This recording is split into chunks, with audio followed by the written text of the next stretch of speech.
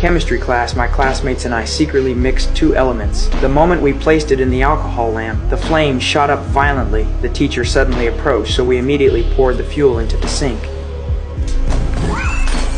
Fortunately, nothing happened, but this proved our rocket fuel had succeeded. We raced to the mine site for a launch test. After liftoff, the rocket suddenly veered off course. It nearly hit a passerby nearby. The man didn't blame us. Instead, he pointed out the flaw. Ordinary steel couldn't withstand the heat. We needed SA high-temperature steel. But that steel was expensive and rare, far beyond our means. With no other options, we headed to the abandoned railroad tracks. 12 miles of track, we dismantled it piece by piece. Just as we were celebrating the money we'd make, a distant train whistle sounded.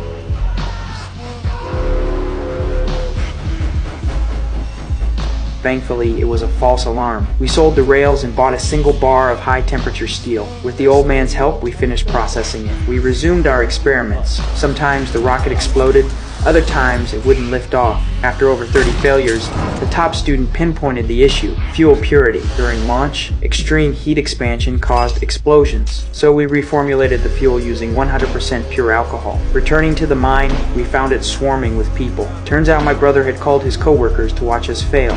I ignored them and activated the ignition. The rocket soared skyward, shooting straight into the clouds. The crowd erupted in cheers. Even the teacher gasped in amazement. Soon, we were invited to compete in a science fair. Winning an award could rewrite our lives. I shared the news with my father, but he said, "If you want fame, go play soccer. If that doesn't work, come mine coal. That's the stable path." But I didn't want to spend my life in a coal mine. To prove myself, I built a new rocket. Countdown complete. The rocket launched successfully. Everyone was stunned.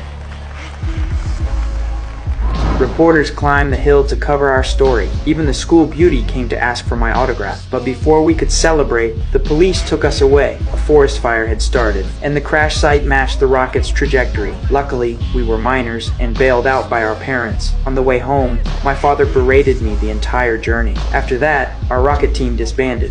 Fearing more trouble, we burned all the blueprints. We burned our dreams too, but I never imagined the real turning point had only just begun.